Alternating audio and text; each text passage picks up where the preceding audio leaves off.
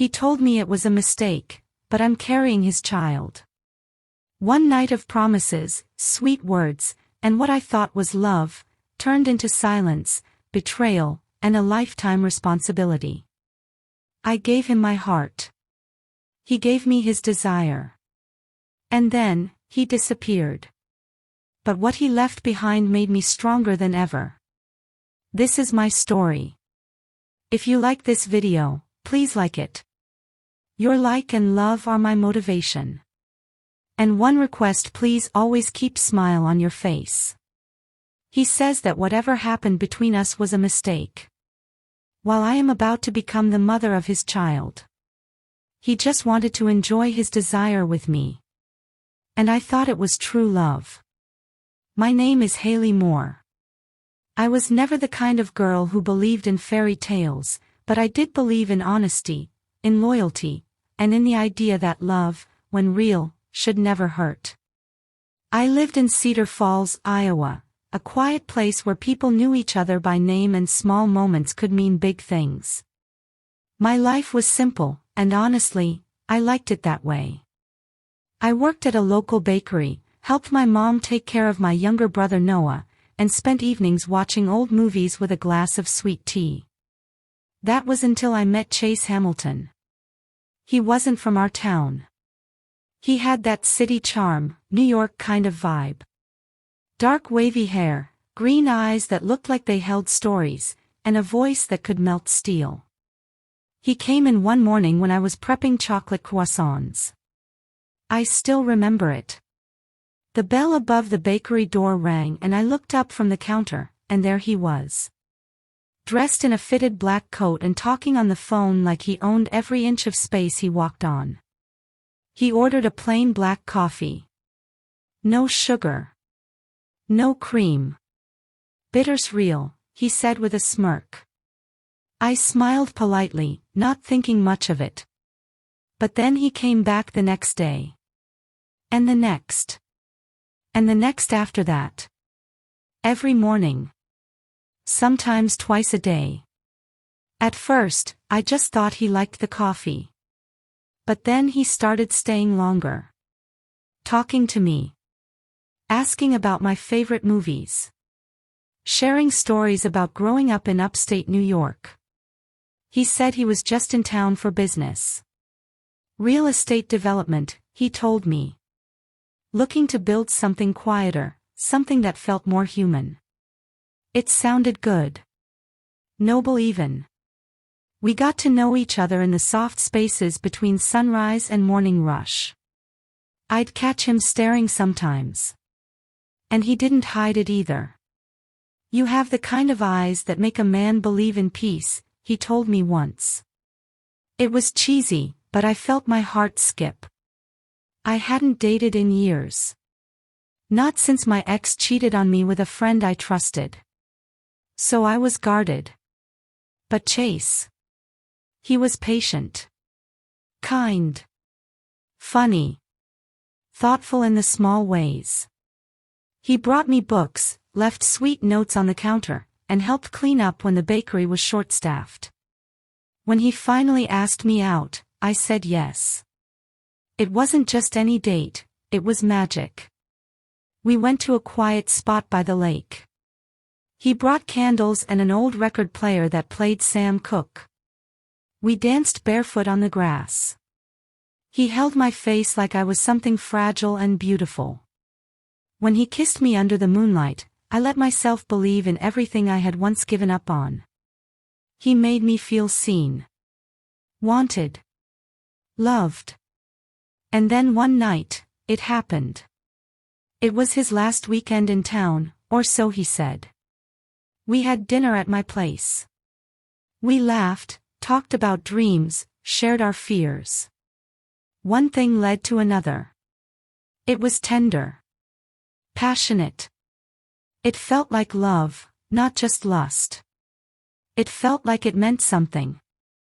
I remember lying next to him afterward, his arm draped across my waist, thinking, this is it. This is the start of forever. I was wrong. He left town 2 days later. At first, he answered my texts. Still sweet. Still warm. Then slower replies. Then fewer calls. Eventually, nothing. I tried to be patient. Maybe he was busy. Maybe something had come up. Weeks passed. And then I found out. I was late. I took a test. Positive. I stared at that little stick for what felt like hours. My knees gave out. My breath vanished. I was going to be a mother. I dialed his number with trembling fingers. It rang. He picked up. Chase, I whispered, I need to talk to you. It's important. I'm pregnant. The line was quiet. Then he sighed. Cold. Distant. Hailey, look, I didn't mean for this to happen. That night, it was a mistake. I thought we were just having a good time. I never promised anything. I felt like someone punched me in the chest. A mistake. I echoed, trying to hold back tears. You said you loved me. I never said that, he replied. You're a sweet girl. I didn't mean to hurt you. But this? It wasn't supposed to turn into this. The call ended. I sat there staring at my phone, my heart crushed under the weight of betrayal. It wasn't just about a broken heart anymore. I was carrying his child. My world flipped overnight. I stopped going to work for a few days. I cried until my eyes were swollen. I blamed myself. For trusting. For believing. For falling. For thinking that kindness and affection meant commitment. But eventually, I realized, I couldn't drown in this pain. I had someone else to live for now.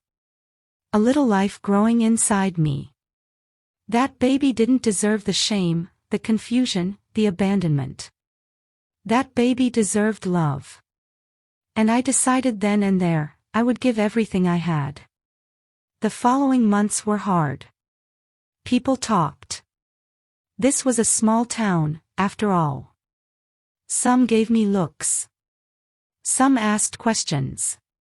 But many stood by me. My mom was my rock. Noah, even though just 13, promised to be the best uncle in the world. I went back to work. I started journaling. Talking to my baby bump at night. Taking long walks and eating healthy. I made a space in the nursery, even if I wasn't financially ready. I began saving. Planning. Praying. I thought about Chase sometimes. Wondering if he ever thought of us. Wondering if he even cared. Then one day, he returned. Just like that. He walked into the bakery like nothing had happened. No shame. No guilt. You look good, he said casually. I was stunned. What are you doing here? He shrugged. Just checking in on things. I heard from someone in town, about the baby. I took a step back. My voice trembled.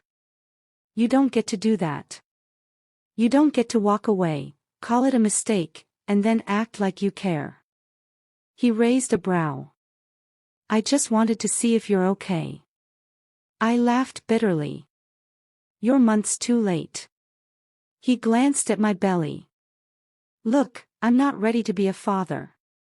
I have a life, a career. You knew what this was. No, Chase, I said firmly. You made me think this was real. You looked me in the eyes and made me feel safe. That's manipulation, not love. He didn't deny it. And that told me everything I needed to know. He left again. This time, for good. And I grew stronger. That pain became my power. I had my baby, a beautiful boy I named Miles. The moment I held him, I felt a love deeper than anything Chase had ever given me. I didn't need a man to complete my story. I didn't need a fake promise to feel worthy. What I needed was truth. And I finally had it. So if you're listening to this, if you're a girl like me, hopeful, kind, open-hearted, please know this. A man who loves you won't leave when things get real. A man who loves you won't call love a mistake. Desire fades. True love doesn't. And when someone shows you who they really are, believe them. I survived heartbreak. I survived betrayal. And I'm still standing. Not just for me, but for my son. Because sometimes, the greatest love story is the one we write for ourselves. Please press the bell icon for more. I always ready for your precious time.